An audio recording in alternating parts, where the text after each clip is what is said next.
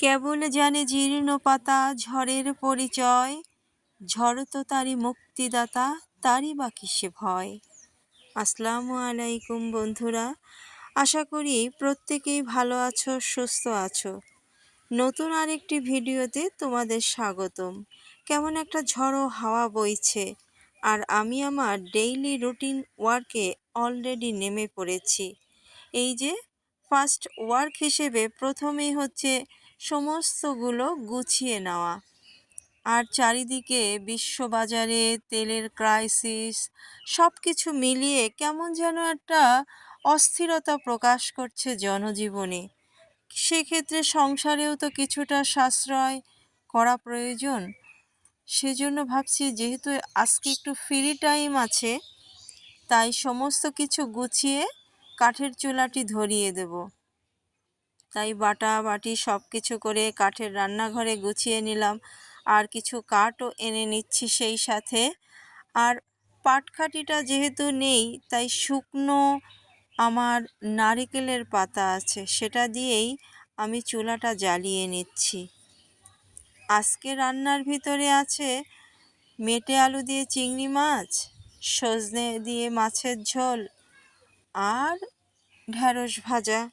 এটাই করে নেব। সবগুলো যদি একবারে কাঠের চুলায় রান্না করতে পারি, তাহলে আমার অনেকটা গ্যাস সাশ্রয় হবে, আর সারাদিনের রান্নাটা নিয়েও একটা নিশ্চিন্তে থেকে যাব।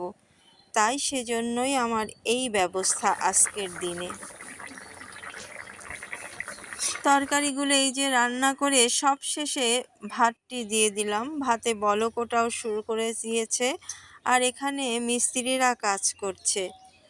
আর আমার ভাতটাও হয়ে গেলে সেটা গামলায় ঢেলে নিলাম। চুলায় রান্না করে সব কিছু যদি আপনি অন্য পরিষ্কার পাত্রে ঢেলে নিতে পারেন, তাহলে কিন্তু অনেকটা কালি ঝামেলা থেকে মুক্ত পাওয়া যায়। আমিও সেই কাজটি করে নিচ্ছি। আর এখানে দেখুন, আমার সমস্ত রান্নাগুলো হয়ে গেছে।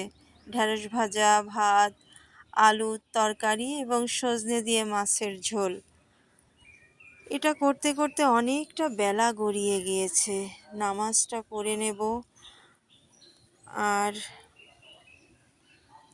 একটা কথা জানেন তো, যেখানে আপনার মূল্য থাকবে না, সেখান থেকে আপনি নিজেকে সরিয়ে নেবেন।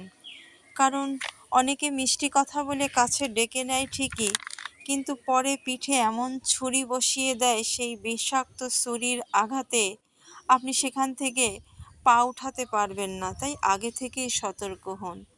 ঘড়িতে প্রায় 4টা বাজে। নামাজ পড়ে আমার জন্য এই খাবার প্লেটটা নিয়ে নিলাম। আর খেতে খেতে অনেকটা ক্লান্ত বোধ করছি, একটু রেস্টেরও প্রয়োজন। সে পর্যন্ত সবাই ভালো থাকেন, সুস্থ থাকেন। আগামী ভিডিও দেখার আমন্ত্রণ জানিয়ে আল্লাহ হাফেজ।